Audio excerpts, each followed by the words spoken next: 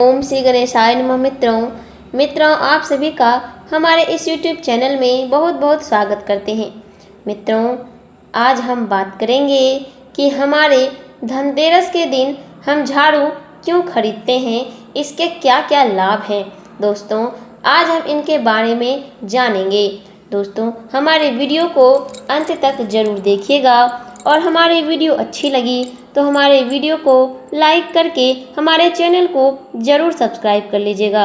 तो चलिए आज हम जानेंगे कि धनतेरस के दिन झाड़ू खरीदना कितना लाभ माना जाता है, कितना शुभ माना जाता है।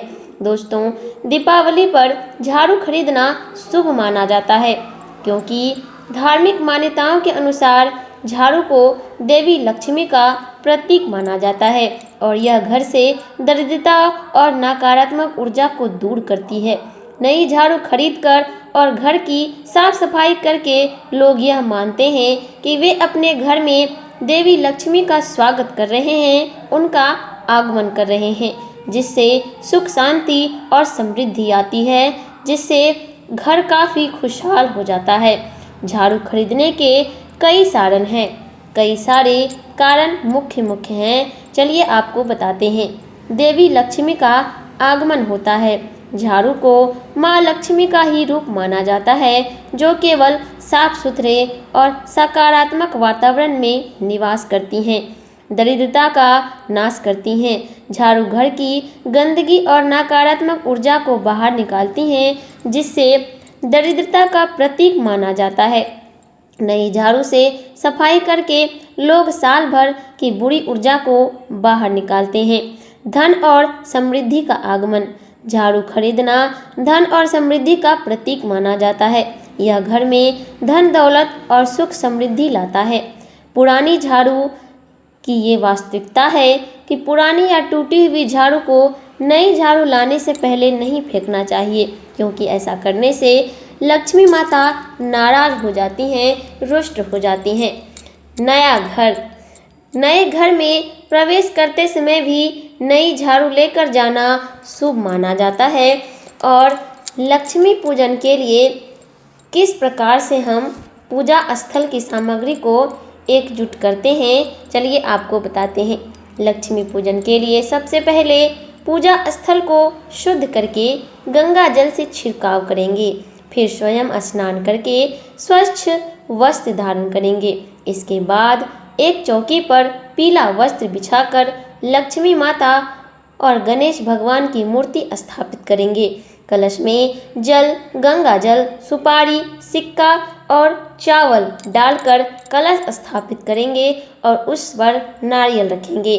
पूजा सामग्री जैसे फूल, फल, धूप, दीप, हल्दी, सिंदूर, कुमकुम और नैवेद्य अर्पित करेंगे। अंत में लक्ष्मी चालीसा का पाठ करेंगे, मंत्रों का जाप करेंगे और आरती करेंगे। पूजन की विधि इस प्रकार करेंगे जैसे पूजा स्थल को गंगा जल से पवित्र और शुद्ध कर लेंगे। आप अपने को भी गंगा जल से पानी से स्नान करके शुद्ध कर लेंगे और पीले रंग के वस्त्र को धारण करेंगे। चौकी की स्थापना करेंगे और इसमें दीप प्रज्वलित करेंगे। एक चौकी पर पीला वस्त्र बिछाकर उस पर लक्ष्मी माता और गणेश भगवान की नई मूर्ति और चित्र स्थापित करेंगे और उस पर दीप प्रज्वलित करेंगे। एक घी का दीपक और दूसरा तेल का दीपक जलाएंगे। एक दीपक चौकी के दाईं ओर और दूसरा चरण में रखेंगे। इसमें मूर्ति का अभिषेक भी करना महत्वपूर्ण है। लक्ष्मी की मूर्ति को पंचामृत से स्नान कराएंगे, फिर शुद्ध जल से स्नान कराकर साफ कपड़े से पोंछकर वापस स्थापित करेंगे। श्रृंगार और तिलक करेंगे। माँ लक्ष्मी को लाल वस्त्र और श्रृंगार का सामान अर्पित करेंगे। रोली, कुमकुम और चंदन का तिलक लगाएंगे। सामग्री अर्पित करना बहुत ही ज़्यादा जरूरी है। धूप, दीप, हल्दी, अखंडित चावल, बताशा, सिंदूर, कुमकुम, अबीर, गुलाल, सुगंधित द्रव्य और नैवेद्य आदि अर्पित करेंगे। खीरा या मीठा दूध भी भोग में चढ़ाया जा सकता है और इसकी सामग्री ये है और पूजा के समापन में लक्ष्मी चालीसा का पाठ या मंत्रों का जाप करेंगे। अंत में बैठकर माँ लक्ष्मी की आरती करेंगे। दोस्तों, आपको हम ये भी बता दें कि दिवाली पूजा के लिए सामग्री में बहुत सारे वस्त्र और भी लगाए जाते हैं, जैसे कि लाल वस्त्र, गणेश लक्ष्मी की मूर्ति, कलश, नारियल, आम के पत्ते और जल शामिल हैं। पूजा के लिए रोली, अक्षत, सिंदूर, हल्दी, कलावा और मौली धागा, बहुत सारी विधि और सामग्री हैं, जैसे कि मौली, फूल, पान, सुपारी, लौंग, घी, कपूर, धूप बत्ती और विभिन्न प्रकार की मिठाइयाँ व फल भी लेना आवश्यक जरूरी माना जाता है।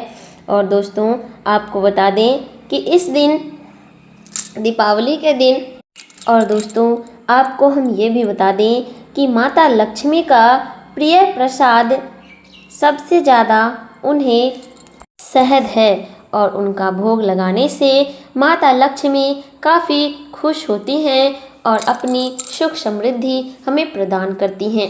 दोस्तों, दिवाली का प्राचीन नाम भी है। दिवाली शब्द दीप, दीपक और आंवली पंक्ति से मिलकर बना है, जिसका अर्थ है दीपों की पंक्ति, यानी कि दीपों की माला से मनाया जाने वाला पर्व है। वैदिक प्रार्थना है तमसो मा ज्योतिर्गमय, अर्थात अंधकार से प्रकाश में ले जाने वाला पर्व है दिवाली।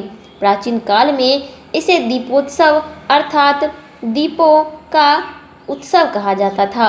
कहते हैं कि कार्तिक अमावस्या की रात अन्य अमावस्या की रातों से सबसे घनी होती है, इसीलिए इस दिन दीप जलाकर अंधकार को दूर करने की परंपरा चली आ रही है। दिवाली मनाने का इतिहास बहुत पुराना है दोस्तों।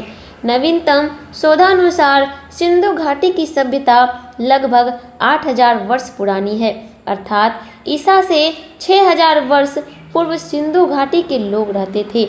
मतलब रामायण काल के भी पूर्व सिंधु घाटी सभ्यता, इसमें की खुदाई में पकी हुई मिट्टी के दीपक प्राप्त हुए हैं और 3500 ईसा पूर्व की मोहनजोदड़ो सभ्यता की खुदाई में प्राप्त भवनों में दीपकों को रखने हेतु ताक बनाए गए थे। मुख्य द्वार को प्रकाशित करने हेतु आलों की श्रृंखला थी। मोहनजोदड़ो सभ्यता के प्राप्त अवशेषों में मिट्टी की एक मूर्ति के अनुसार उस समय भी दीपावली मनाई जाती थी। उस समय मूर्ति में मातृ देवी के दोनों ओर दीप जलते दिखाई देते हैं। इससे यह सिद्ध होता है कि यह सभ्यता हिंदू सभ्यता थी जो दीपावली का पर्व मनाती हैं और कहते हैं कि प्रारंभ में दिवाली का पर्व यक्ष और गंधर्व जाति का उत्सव था। यह मानते हैं कि दीपावली की रात्रि को यक्ष अपने राजा कुबेर के साथ हास्य विलास में बिताते व अपनी यक्षिणियों के साथ आमोद प्रमोद करते थे और बाद में यह त्यौहार सभी जातियों का प्रमुख त्यौहार बन गया, जो कि काफ़ी उत्सव से मनाया जाने लगा।